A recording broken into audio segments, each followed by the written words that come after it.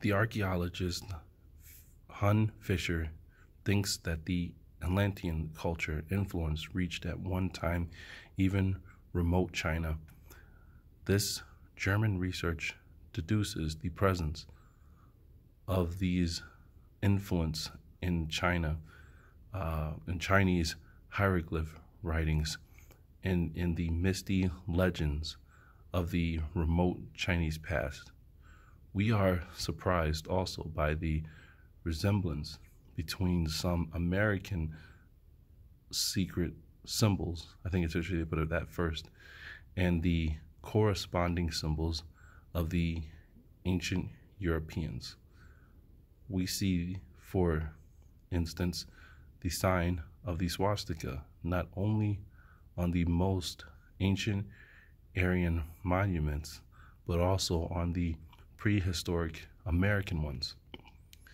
The head of Gorgon, the symbol of divine knowledge, we can meet with not only on the classical monuments, but also in Mexico, but also in the Mexican ruins, and on the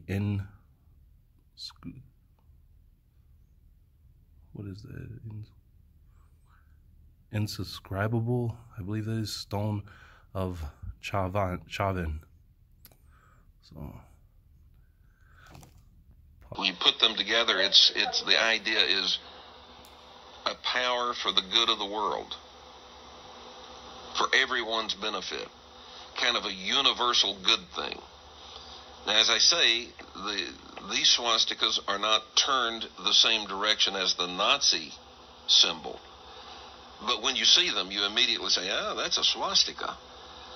How is it that all the way across the world over here in India, there are these same swastikas, and you find them in almost all ancient civilizations? You know, either they were all in touch with the same teacher, the same teachings, or they had to be in touch with the same gods, if you will, that for which this was some sort of symbol. What do you think it is? Oh, absolutely. Pardon me.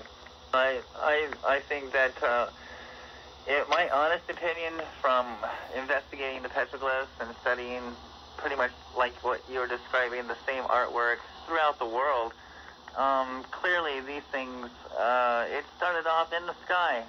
That's my opinion. The swastika was something that originally came from the sky, and they have been using the symbol for many different types of reasons.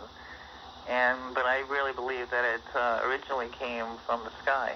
So do you think this is maybe a light pattern that was on the bottom of a UFO as it was landing, or what do you think it is?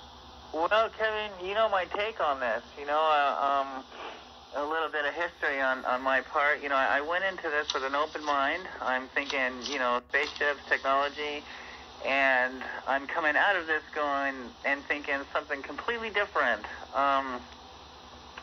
Not to say that there isn't a possible technology, life form on other planets, but from what I've been seeing out here on South Mountain and some of the other videos from around the world, this isn't technology at all. This is some kind of supernatural race, if you will. It's a creature. Jaime Maussan likes to call them creatures down there in Mexico, and I seem to agree with this.